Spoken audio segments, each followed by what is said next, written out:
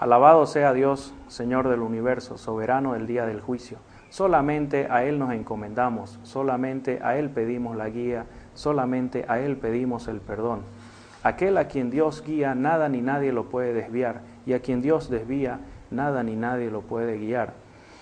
Doy testimonio que no hay más Dios sino Allah, el único, sin iguales ni copartícipes. Y doy testimonio de que Muhammad es siervo y mensajero de Allah, que trajo la guía y la religión verdadera.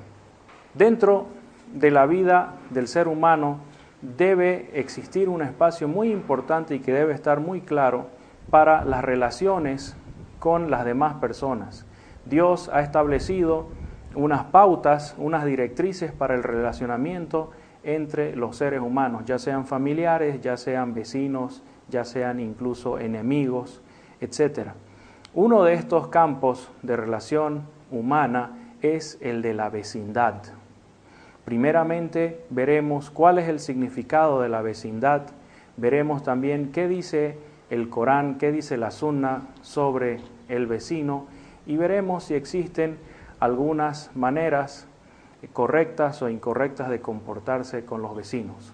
Primeramente decirles que la vecindad es la cercanía y que en ese sentido de vecindad es una cercanía geográfica, es decir, las personas que están cerca física y geográficamente de nosotros, de nuestro hogar, durante gran parte del día. Entonces, las personas que habitan cerca de nuestra casa serán nuestros vecinos. Las personas que trabajan cerca de nosotros serán nuestros vecinos en el trabajo. Y así en algunos otros campos, por ejemplo, los que estudian cerca de nosotros serán nuestros vecinos de estudio. Incluso entre los países, pues los países que limitan con el nuestro serán, como bien se llama, nuestros países vecinos.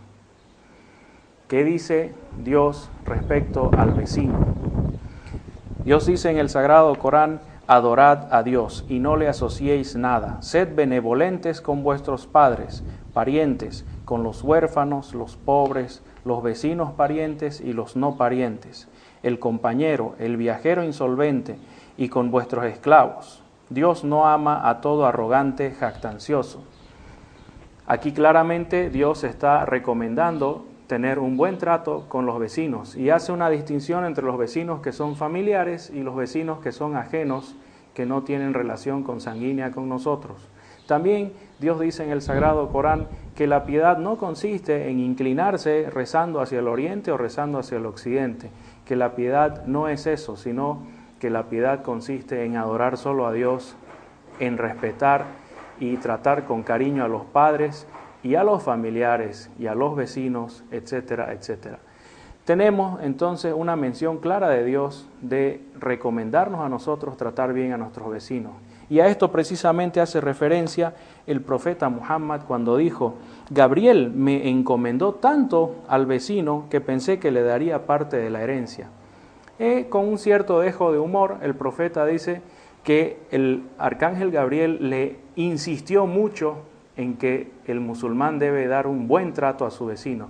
Tanto así que el profeta pensó que le trataría como si fuera un familiar, como si fuera un pariente y le haría heredar parte de los bienes del musulmán. También dice el profeta Muhammad: quien cree en Dios y en el último día, pues que no dañe a su vecino. Quien cree en Dios en el último día, pues que sea generoso con su huésped.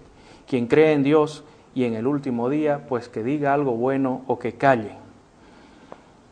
Abu Shuraih, discípulo del profeta Muhammad, la paz y bendiciones de Dios sean con él, dice que un día el profeta dijo: por Dios que no es creyente, por Dios que no es creyente, por Dios que no es un creyente. Se le preguntó: ¿y de quién estás hablando, mensajero de Dios? Y él dijo: aquel cuyo vecino no está a salvo de su maldad. Aquí claramente establece que tratar bien a los vecinos es parte de la fe en Dios. Una persona que dice creer en Dios debe tratar bien a sus vecinos. Abu Huraira, otro discípulo del profeta Muhammad, la paz y bendiciones de Dios sean con él, nos dijo que un musulmán tiene 6 derechos sobre su hermano musulmán. Es decir, hay 6 cosas que se le debe facilitar o dar a los demás. Dice: si lo encuentras, salúdale. Si te invita, responde a su invitación. Si te pide consejo, aconséjale. Si estornuda y alaba a Dios, pide la misericordia de Dios para él. Si enferma, visítalo, y si muere, acompaña su funeral. Son partes de lo que sería el buen trato para con los vecinos. El profeta fue incluso más enfático y más claro respecto al buen trato para con el vecino. Dijo, no entrará al paraíso aquella persona que no está a salvo no entrará al paraíso aquella persona cuyos vecinos no están a salvo de su maldad.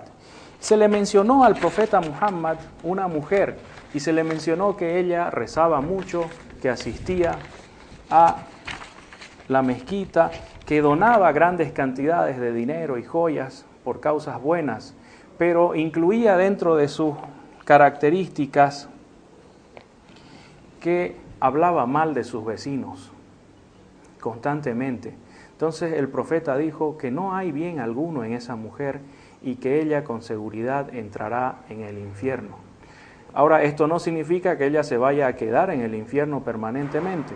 Como ustedes saben, algunos pecados implican un paso temporal por el infierno, lo que se llamaría el purgatorio. Pero lo cierto es que es una señal de falta de fe hablar mal de sus vecinos, maltratarlos de palabra. Y se mencionó a otra mujer delante del profeta que no tenía grandes obras, no tenía grandes rezos ni limosnas, pero sí era una mujer que nunca hacía daño a sus vecinos. Y el profeta dijo, ella estará en el paraíso. Al-Miqdad ibn Aswad dijo que es menos grave, él dijo que el profeta Muhammad, la paz y bendiciones de Dios sean con él, había dicho que es menos grave que una persona robe en 10 casas a que robe a su vecino. Y esto nos lleva a otro tema que es lamentable. A pesar de que está bien claro para los musulmanes que deben tratar bien a sus vecinos, que deben esforzarse en darles un buen trato, hay personas que no cumplen con esto, que constantemente acosan, que constantemente molestan, incomodan a sus vecinos y que finalmente los dañan. Echan la basura hedionda enfrente de sus casas, cierran el paso con sus vehículos, organizan fiestas ruidosas a altas horas de la noche, emiten ruidos molestos, malos olores, en fin, una serie de maneras desconsideradas que no son para nada el buen trato para con el vecino que nos recomendó Dios. Y aquí el profeta dice que es preferible para un ladrón robar en 10 casas que hacerlo en la casa de su vecino. Esto no significa que robar sea bueno y sea algo recomendable, sino que está diciendo el profeta que es menos pecado robar en 10 casas ajenas que robar al vecino. Y así también dice el profeta que aquella persona que fornica con 10 mujeres está cometiendo menos pecado que aquel que fornica con su vecina o con la mujer de su vecino. En fin, está bien claro en el Islam que si alguien debe estar a salvo del mal de una persona, debe ser su vecino principalmente. También el vecino tiene algunos derechos especiales. Por ejemplo, si alguien desea vender su casa, tiene moralmente el deber de informar a sus vecinos primero si ellos desean comprarla. Incluso al estar vendiendo la casa, uno obviamente deja de ser vecino. Incluso en ese momento uno debe tener consideración por sus vecinos y tratar de vendérsela a una persona que sea decente, que no vaya a incomodarles.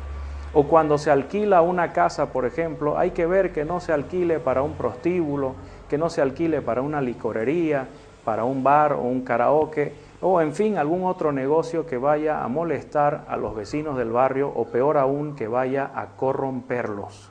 Es así que el Islam toma una posición muy fuerte y muy clara para establecer las maneras en que el hombre debe relacionarse con los demás hombres. Ya vimos que lo hizo respecto a la familia, ya vimos que lo hizo respecto a los vecinos aquí en este tema, En fin, continuaremos más adelante con otros modos, otras facetas de la relación humana, de la forma en que Dios la legisló.